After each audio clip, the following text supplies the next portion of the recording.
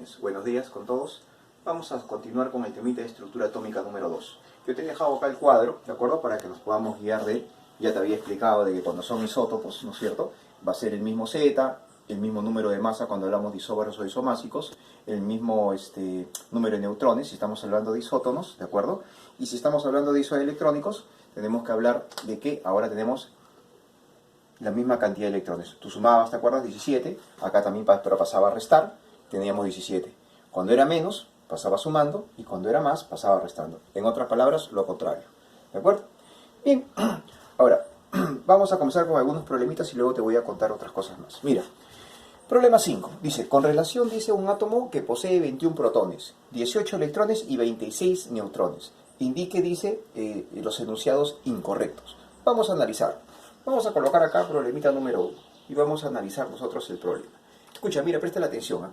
Vamos a colocar nosotros acá un elemento X cualquiera. ¿Te parece? Ahí está, un elemento X. Ahora, para este elemento de acá, a mí me dicen que existen 21 protones. Entonces, como dice que existía 21 protones, yo voy a colocar 21 acá. Como me dice que hay 26 neutrones, yo coloco entonces 26 neutrones aquí. Pero a mí me están diciendo, ¿de acuerdo?, que el número de electrones que tiene este X dice que es igual a 18. Bueno, entonces yo me veo obligado a colocar un número acá para que pueda bajar, ¿no es cierto?, y darme la cantidad que yo necesito. Siendo así entonces, ¿de acuerdo? Siendo así entonces, mira tú, acá nosotros debemos colocar, si tú te das cuenta, un más 3. ¿Para qué? Para que cuando este baje, ¿no es cierto?, para que cuando este baje aquí, ¿de cuánto? Porque va a pasar restando de justamente los 18 electrones que nosotros estamos buscando. Ah, ya. Entonces es un catión de tipo trivalente. Siendo así, entonces, en el problemita, vamos a analizar cada una de las claves. Mira, acuérdate de esto. Dice, número 1 en romanos, dice, es un átomo, dice, de tipo neutro. Pues no, porque acabamos de demostrar, acabamos de ver que tiene carga más 3, ¿verdad? Como tiene carga más 3, entonces esto de acá es incorrecto. Acá no puede ser. 2 en romanos. Se trata de un catión, dice, divalente. Mira, regresa acá, regresa, mírame, observa acá. Dice que es un catión divalente. No, es trivalente, ¿cierto? O sea que no puede ser. Entonces voy a regresar por acá. Ahí tú puedes observar. Estaría también mal. Seguimos leyendo. Dice, la cantidad de partículas subatómicas fundamentales es 65. A ver, vamos a analizar acá. ¿Cómo se determinan las partículas fundamentales? Bueno, las partículas fundamentales son la suma de los neutrones más los protones, más ¿quién? Más los electrones. Bueno, vamos a sumarlas, ¿no es cierto? Mira, observa acá. Aquí me dice que tengo ¿cuántos? 26, ¿no es cierto? Colocamos entonces 26. Aquí me dice que tenemos protones, ¿cuánto? 21. Entonces voy a colocar más 21. Más, aquí me dice que tengo ¿cuántos electrones? ¿No es cierto? ¿Son cuántos? 18. Entonces voy a colocar ahí los 18. ¿No es cierto? Y si tú sumas rápidamente te vas a dar cuenta que nos queda un 65. Y esa sería, ¿no es cierto?, la respuesta para nuestro caso correcta, ¿no es cierto? Porque justamente en las claves nos indican a nosotros en el problemita, que tiene ¿cuántos? Mira, observa acá, 65 electrones. Entonces para nuestro caso debemos marcar nosotros, ¿no es cierto?, la verdadera sería esta, ¿no es cierto?, y las dos incorrectas, la 1 y la 2, ¿de acuerdo? Marcamos entonces la 1 y la 2 en romano porque me preguntaban las incorrectas, ¿verdad? Ahora, tú me dirás, ¿cuál es la aplicación de todo esto en la vida real, ¿no es cierto? Bueno, las aplicaciones son inmensas, ¿no? Pero te voy a contar un poquito para que tú tengas una idea. Después de haber resuelto este problema, creo que tienes que tener una idea más grande de esto. No solamente son resolución de problemas, sino también uno tiene que saber cómo se aplica esto en la vida real, ¿no? En Ginebra, por ejemplo, hay un acelerador, que es el famoso acelerador de hadrones. El CERN, ¿no es cierto?, por sus iniciales, es la unión de varios países europeos. Está España, está Alemania, Italia, Francia, Estados Unidos, países muy poderosos, China, etc. Y han gastado más de 600.000 millones de dólares. Es la máquina más impresionante que tú te puedas imaginar. Cualquier película de ciencia ficción que tú te imagines no se compara con este proyecto. El aparato es inmenso, es gigantesco, enorme, descomunal. Está en Ginebra, en Suiza, 10 pisos bajo tierra aproximadamente. Hay inclusive casas en la parte superior y científicos que viven, ¿no es cierto?, en las casas que están en la parte en tierra firme. Trabajan más de 1.600 científicos, las mentes más brillantes del planeta trabajan ahí. Y aunque tú no quieras creerlo, hay peruanos, me he enterado, por ejemplo, de algunas universidades acá en Lima, que van a hacer maestrías, que van a hacer estudios, van a hacer sus tesis allá. Profesores o estudiantes jóvenes que van a trabajar allá. De repente no trabajen como estos tipos que tienen pues una serie de doctorados y maestrías, pero Perú también está yendo a estos lugares. Este aparato es inmenso. ¿De qué consta? ¿Qué cosa es? ¿Para qué sirve este aparato? Para que tengas una idea. Mira, el aparato más o menos es así. Es como una dona gigantesca, ¿de acuerdo? Si tú haces un corte transversal acá, al aparato este, más o menos se debe ver así.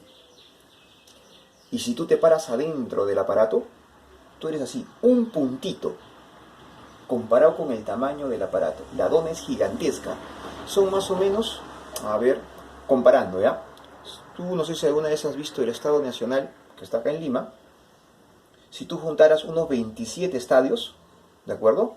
Unos 27 estadios, tú tendrías más o menos, ¿no es cierto?, el tamaño de la circunferencia que tiene este acelerador de hadrones. Acá hay otras donas más chiquitas, ¿de acuerdo? Es como una cámara hueca, como una dona. Y acá hay otra más pequeñita. En estas están los científicos y mediante cálculos y ecuaciones muy avanzadas y sofisticadas hacen justamente el lanzamiento de hadrones. Los hadrones son similares a los protones, más o menos para que tengas una idea, pero los lanzan en sentidos contrarios y los hadrones comienzan a girar. Giran en sentidos contrarios y en algún momento, ¿no es cierto?, se van a chocar. Esa colisión de estos hadrones, ¿de acuerdo?, o protones así llamados, ¿de acuerdo?, genera más o menos el estallido de unas aproximadamente 10 bombas nucleares, pero en espacios pequeñitos, más o menos como el tamaño de la cabeza de un alfiler. ¿Tú te imaginas 10 bombas nucleares estallando en la cabeza de un alfiler? La cantidad de energía en un espacio tan pequeño. Es tan pequeño el espacio y tan grande la energía que hace que el tiempo y espacio que nosotros conozcamos se rompa, se parte en dos y genere un pequeño agujero negro. Stephen Hawking, que ha muerto el año pasado, más o menos, si no me equivoco, el anteaño pasado, perdón, en el mes más o menos de junio, julio, si no me equivoco, o mayo, que era ese tipo cuadrapléjico que no podía mover, para la redundancia, ni brazos ni piernas, y solamente movía un dedo con una computadora, sentadito en su silla de ruedas, y una computadora hablaba por él, tipo una mente pues brillante, ¿no? Es justamente el creador de esta teoría. Cuando sale esto, más o menos hace unos 4 o 5 años atrás, acá Perú obviamente ni enterado, buscando en las redes, encontré, ¿no?, los datos sobre el tema, y Stephen Hawking es quien había propuesto la idea. Y él decía que se iban a formar, producto de estas colisiones, en espacios tan pequeñitos, pequeños agujeros negros, pero que se iban a desaparecer con el tiempo.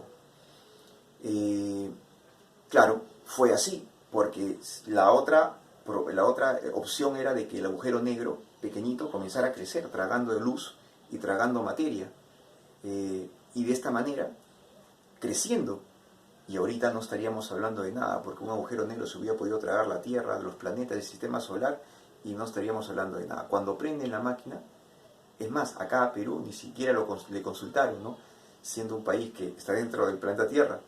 Solamente los países más poderosos decidieron el encendido de la máquina, ¿no? Y obviamente estuvo detrás de todo esto la ONU, ¿no?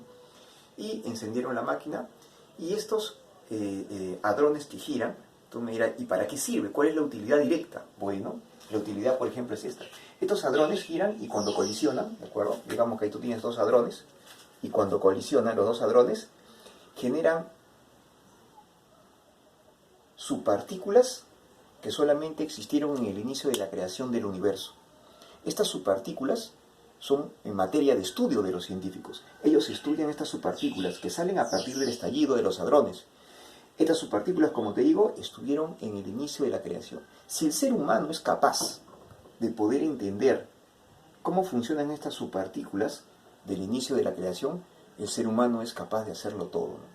Podría crear inclusive vida, ¿no?, otro planeta.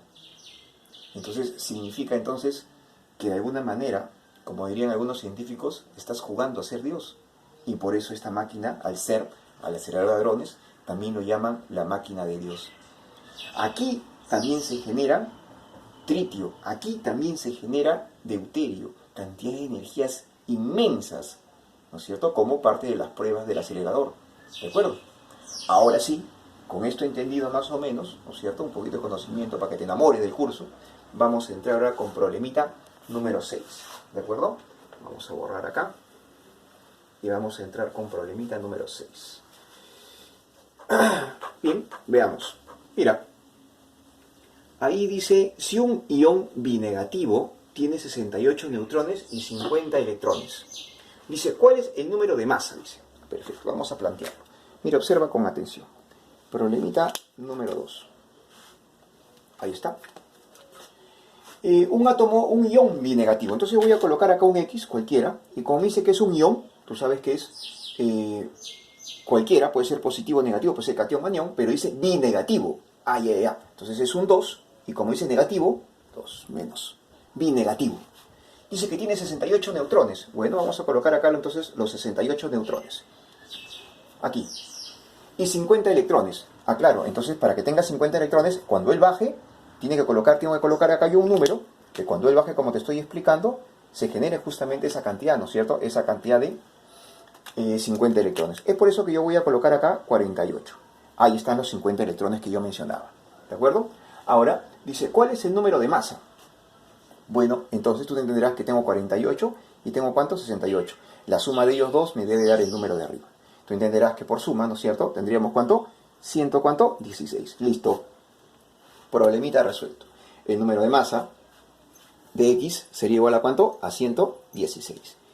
Y desarrollado tu problemita. Ahí está. Vamos con problemita número 1, número 2, perdón. Vamos a corregir acá. Estamos en problema número 5 porque así los estamos colocando en la secuencia, ¿no es cierto?, de lo que desarrollamos en la parte 1. Estamos 6. Vamos con problemita número 7.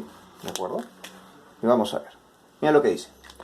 Los iones W2 y R1 poseen un total de 46 electrones. Calcular la suma de los electrones para los iones W más 3 y R más 3. Veamos, vamos a plantearlo. Miramos aquí abajito. Vamos a colocar los dos W, ¿de acuerdo? Ahí está, un W acá dice y un R. Pero este R dice que acá es menos 1 y este W dice que acá es más 2. Son datos del problema. Bueno, vamos a colocarlos, ya está. Pero estos dos dice que poseen un total de 46 electrones. Bueno, yo no sé cuánto vale su Z, así que yo voy a colocar, digamos, acá Z1 y voy a colocar acá Z2. ¿De acuerdo? Ahí está. Ahora, mira tú. Vamos a decir lo siguiente. Tú sabes perfectamente que cuando este baja, ¿no es cierto?, va a bajar restando, ¿cierto o no? Y cuando este baje, va a bajar cosa sumando. Y a mí me están diciendo justamente, y me están hablando de eso, me dicen que la suma de sus electrones es 46. O sea que cuando él baje sale electrón, y cuando él baje también sale electrón. La suma de esos dos sale 46. O sea que decimos Z1 menos 2 más Z2 más 1. Y todo eso me tiene que salir, dice, ¿cuánto? 46. Entonces yo coloco 46. Tú entenderás que de acá resolviendo, ¿no es cierto?, tendríamos que Z1, ¿no es cierto?, más ¿quién? Más el valor de Z2 sería igual a ¿cuánto? Aquí entre menos 2 y más 1 tenemos menos 1. Va a pasar para el otro lado y tendría ¿cuánto? 47. Y listo. Ya tengo acá una pequeña relación, ¿de acuerdo? Aún no terminamos. Pero me están diciendo a mí calcular la suma de los electrones para los iones que me dan ahora nuevos. Me dan a mí ahora acá, ¿de acuerdo?, unos iones nuevos. Me dan un W acá y otro R. Son los mismos átomos, ¿cierto? Pero ¿qué pasa? Que están cambiados de números. Me dicen que acá es un más 3 y acá también es un más 3. Pero como son los mismos átomos, entonces corresponde colocar acá ¿cuántos? Z1 y acá colocar ¿cuánto? Z2, ¿cierto o no? Y ahora sí, de estos pasa lo mismo, ¿no? Que cuando él baje, va a bajar restando y cuando él baje también pasa restando. Y justamente me están pidiendo, me dicen, ¿cuál es la suma de sus electrones? Perfecto. Entonces yo voy a decir lo siguiente. Que acá, ¿no es cierto? Z1, ¿cierto? Menos 3 más Z2, ¿no es cierto?, menos 3 también, ¿cuánto sale? Me indica. Pero yo sé perfectamente que la suma de él, ¿no es cierto?, más quién, más este de acá, debe salir ¿cuánto? 47. Entonces yo coloco 47. Menos 3 y menos 3 de acá, ¿cuánto es? Menos 6. ¿Cuánto me debe salir eso? 41. Y listo, ¿no es cierto? Con eso tenemos nosotros lo que a mí me estaban pidiendo. La cantidad de ¿qué cosa? De electrones para W y R que te observas. ¿De acuerdo?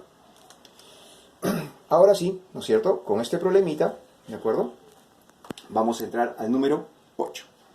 Acá solamente me están pidiendo comprobar, ¿de acuerdo? Comprobar. Dice, el isótopo más común del hidrógeno contiene, dice, 2 protones, un neutrón, carga nuclear de 1.6 por 10 a la menos 19 coulomb, por cierto es la carga de electrón, y un número másico igual a 3, y 2 electrones. Vamos a ver, pero vamos a escribirlos. Vamos a enfocarnos acá abajito, mira. Vamos a colocar acá problemita 8. ¿Tú te acuerdas que al inicio de la clase, ¿de acuerdo? Que al inicio de la clase nosotros habíamos mencionado 3 átomos. ¿De acuerdo? Ahí está el hidrógeno, acá otro hidrógeno más, vamos a colocar acá, y acá otro hidrógeno más. Son 3. El primero, no sé si recordarás tú que yo te dije que se llamaba protio. El de acá, no sé si te recordarás que yo te dije que se llamaba, ¿te acuerdas? Deuterio.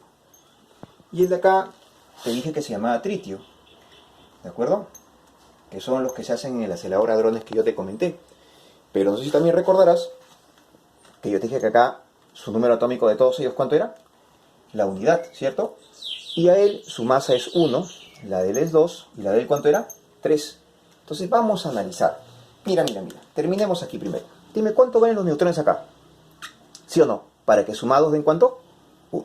¿Cuánto vale acá su número de neutrones? Para que sumados den ¿cuánto? 2. ¿Cuánto vale acá el número de neutrones? 2. ¿No es cierto? Para que sumados den el 3. Entonces, vamos a analizar la primera. Mira, observa acá arribita. Dice 2 protones. El isótopo más común del hidrógeno. ¿De acuerdo? Veamos. Me están diciendo que el primero, la letra A, dice que son 2 protones. El isótopo más común es este. Él es el isótopo más común, el protio, el formador del agua, no ellos dos. Entonces, a mí me están diciendo que él tiene 2 protones. ¿Y tú observas que tiene cuántos? Solamente 1. No puede ser. En la siguiente dice, letra B, dice que tiene un neutrón. Mira, observa acá, un neutrón. Bajamos, ¿no es cierto? Acá tiene un neutrón, ¿no es cierto? ¿Observas ahí? No, ¿no es cierto? No tiene un neutrón, tú te das cuenta. ¿De acuerdo? No tiene un neutrón. ¿Un neutrón quién tiene? Solamente él, ¿no es cierto? Seguimos. Su carga nuclear. Dice, la carga nuclear, dice, ¿no es cierto? Es de 1.6 por 10 a la menos 19 Coulomb, dice, ¿no es cierto? Claro, acá tú observas, ¿no es cierto?, que su carga justamente es esta. ¿Por qué? Porque tiene, ¿qué cosa? Un solo electrón. Y como tiene un solo electrón, es justamente la carga de ese electrón, de ese único electrón. ¿De acuerdo? Pero continuemos, por si acaso. Observa acá, dice, un número másico igual a 3. No puede ser, porque el número másico ¿de quién es? ¿El número másico de quién es? 3. Del tritio, ¿sí o no? No puede ser, ¿no es cierto? Seguimos, una última. Dice que tiene 2 electrones, ¿no es cierto? En la letra E. Bueno, analizamos, mira, ve.